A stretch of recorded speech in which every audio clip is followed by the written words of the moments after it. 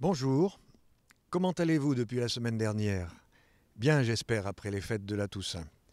De mon côté, j'ai quitté le diocèse de Gap et d'Embrun pour me rendre à Lourdes, d'où je vous parle à l'occasion de l'assemblée plénière des évêques. Figurez-vous qu'hier au soir, alors que je prenais connaissance des dossiers que nous allons étudier pendant cette assemblée, je reçois un appel téléphonique d'un responsable de KTO. Bonsoir père, est-ce que votre chronique est prête? Nous enregistrons demain à 14h30. Ma chronique?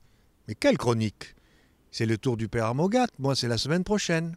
En fait, j'avais totalement oublié que le père Armogat étant en voyage, je devais assurer la chronique 2 semaines de suite.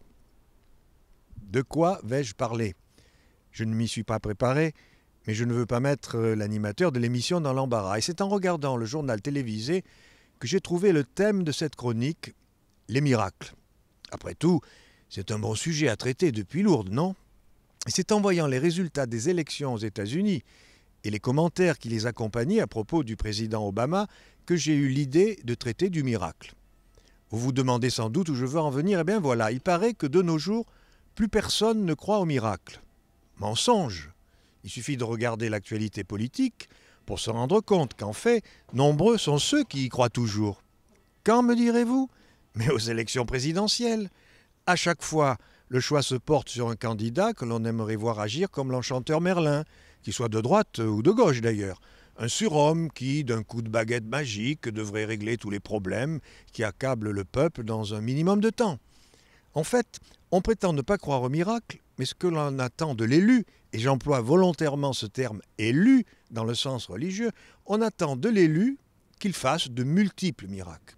Et voilà pourquoi, parce qu'il ne peut pas faire les miracles attendus, quelques mois suffisent pour que celui que l'on a déifié tombe du piédestal sur lequel on l'avait placé, pour que, tel un bouc émissaire, il porte tous les péchés du monde.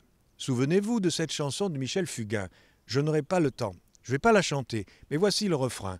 Je n'aurai pas le temps, même en courant, plus vite que le vent, plus vite que le temps, même en volant, je n'aurai pas le temps, pas le temps. Et si on laissait aux élus le temps, un tout petit peu de temps. À bientôt.